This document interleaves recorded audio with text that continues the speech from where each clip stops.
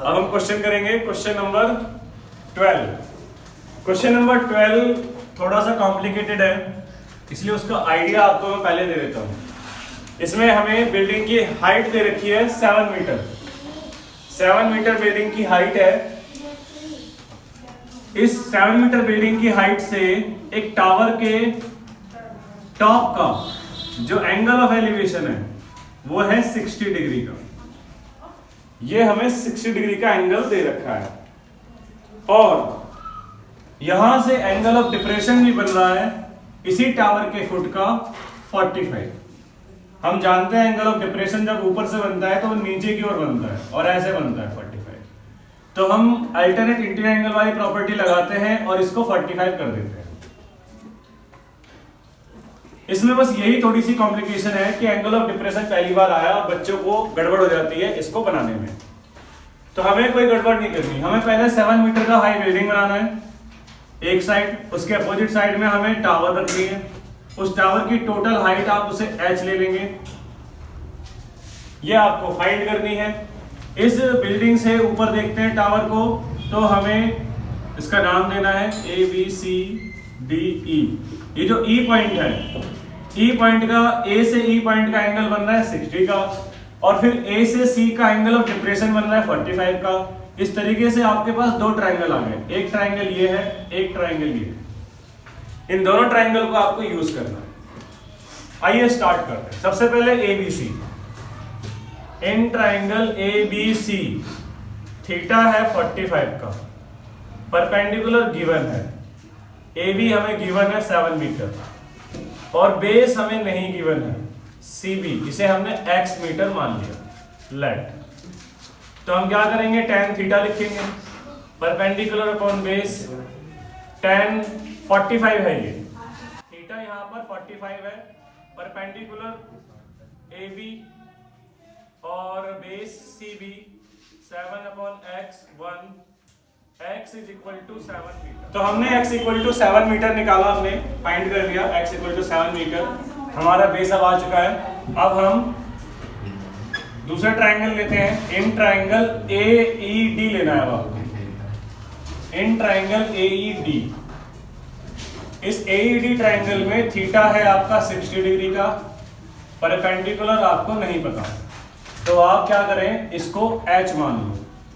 ये बड़ी वाली लेंथ है, इसको आप h कैपिटल H लिखना और जो छोटी हाइट है उसको स्मॉल h। तो लेट लिख देंगे यहाँ पर, परपेंडिकुलर DE है उसे h लिख लिया हमने।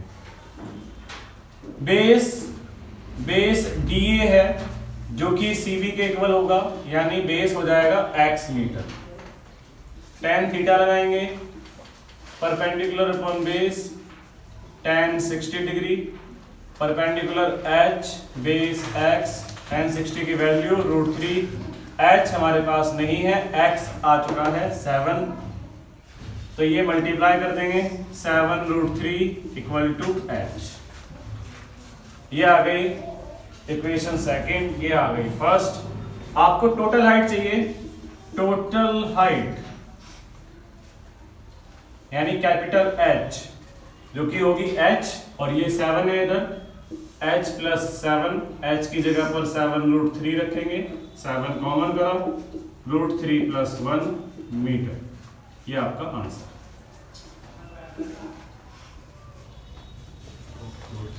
ये क्वेश्चन 12 है आपका। क्वेश्चन 12, इसमें आपने बस एक चीज ध्यान रखनी है कि सेम पॉइंट से एंगल ऑफ एलिवेशन है, सेम पॉइंट से एंगल ऑफ डिप्रेशन है। टावर और बिल्डिंग में से किसकी हाइट ज्यादा रखनी है, टावर की हाइट ज्यादा रखनी है, बिल्डिंग की कम रखनी है। क्वेश्चन नंबर 13 जो है उसमें हमें 75 मीटर की लाइट हाउस दे रखी है। लाइट हाउस इस तरीके से आप बना देंगे, ये लाइट हाउस है। लाइट हाउस पे कोई खड़ा हुआ है, कोई व्यक्ति है और वो देखता है वहां से दो पानी के जहाज आ रहे हैं, एक के पीछे एक आ रहा है। तो एक पानी का जहाज यहाँ हो गया, ये पानी का जहाज दूसरा, और यहाँ पर कोई खड़ा हुआ व्यक्ति है कि वो देख रहा है इसको। तो हमें यहाँ पर अपनी आइज को रखना है और यहाँ से जब देखते हैं तो कौन सा एंगल बनेगा, ऊपर से नीचे की ओर बनता है तो वो बनता है डिप्रेशन। तो जो पहला एंगल है वो छोटा बनेगा 30 डिग्री का, तो ये हो गया 30 का। उसके बाद अगला जो एंगल है वो 45 का है, तो ये हो गया 45 का। इसकी हाइट हमें दे रखी है 75 मीटर। इस क्वेश्चन में आपको ध्यान रखना है दो चीजें। पहला, डिप्रेशन एंगल के लिए ऊपर से दिखाना होता है। अगर आप यहाँ 45 लिख दोगे, यहाँ 30 लिख दोगे, यहाँ कुछ नहीं लिखोगे तो आपका डायग्राम गलत, फिगर आपकी गलत हो जाती है। उसके बाद सेकंड थिंग आपको जो ध्यान में रखनी है कि 30 डिग्री का एंगल छोटा रहता है, 45 का बड़ा, तो उस तरीके से इसको बनाना है। और ये इंक्रीजिंग ऑर्डर होता है 30, 45, 90। अगर कोई वैसे भी बना रहे हो, डिप्रेशन के भी, एलिवेशन के भी बनाते हैं, दो एंगल दे रखे हैं, तो पहले 35 का बढ़ेगा इधर से, फिर 60 का बढ़ेगा, फिर हमारा 90 का होता है। तो ये इंक्रीजिंग ऑर्डर होता है, हमेशा एंगल्स इंक्रीजिंग ऑर्डर में चलते हैं। ऐसा नहीं होगा कभी कि इधर 60 हो जाए इधर 30 हो जाए, इम्पॉसिबल, ऐसा नहीं हो सकता। तो ये हमने आपको बताया एंगल्स कैसे लेने हैं। अब क्वेश्चन स्टार्ट करते हैं। इन ट्राइंगल, नाम दे दो पहले इसका, A B C D. In triangle A B C, theta given 45, perpendicular given 75 metre, base not given, C B, तो इसे लेट कर लेंगे, एच लेट। tan थीटा लगाएंगे, perpendicular upon base, tan theta, perpendicular A B है, C B, theta की जगह पे 45 रख दिया,